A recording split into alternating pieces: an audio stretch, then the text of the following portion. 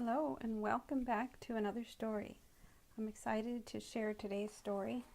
We're reading again from the Bedtime Story Calendar by Thorton W. Burgess.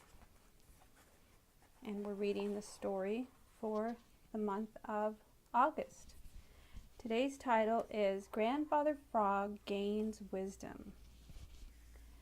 Grandfather Frog sat on his big green lily pad dreaming of the days when the world was young. His hands were clasped across his white and yellow waistcoat, and he looked the picture of contentment. Presently, out of the corner of one big goggly eye, he caught sight of something moving. It wasn't a fresh green fly. No, it didn't act like a fly. What could it be? Grandfather Frog changed his position so that he could see better. Just then he heard Jerry Muskrat slap the water with his tail, which is Jerry's danger signal.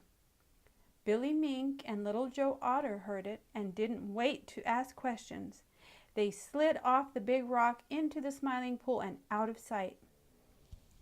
But Grandfather Frog was much too interested in the strange thing that had caught his eye to heed any warnings. This was very curious indeed. It was red, a very bright red. Now, Grandfather Frog is a very old, and he is accounted very wise, but even age and wisdom are sometimes foolish. It was so with Grandfather Frog. Red is a color for which he has no liking. It always makes him angry. Here was this bright red thing dangling before his eyes, and it annoyed him. "Chug-a-rum," said Grandfather Frog, and sprang at it with his big mouth wide open. Before it could close on the strange red thing, the latter was snatched away by one of Old Mother West Wind's merry little breezes. Grandfather Frog landed with a great splash in the Smiling Pool. Now the most foolish thing in the world is for wisdom to lose its temper, and that is just what Grandfather Frog did. Yes, sir, yes, ma'am, he lost his temper. As fast as he could climb out of the big green lily pad, he leapt for that strange red thing, and the merry little breezes had all they could do to snatch it away from him each time. In vain they whispered, "Danger, danger," in his ear. In vain Jerry Muskrat slapped the water with his tail. Grandfather Frog was deaf to everything and blind to all except that provoking red thing. Finally he had to stop for breath.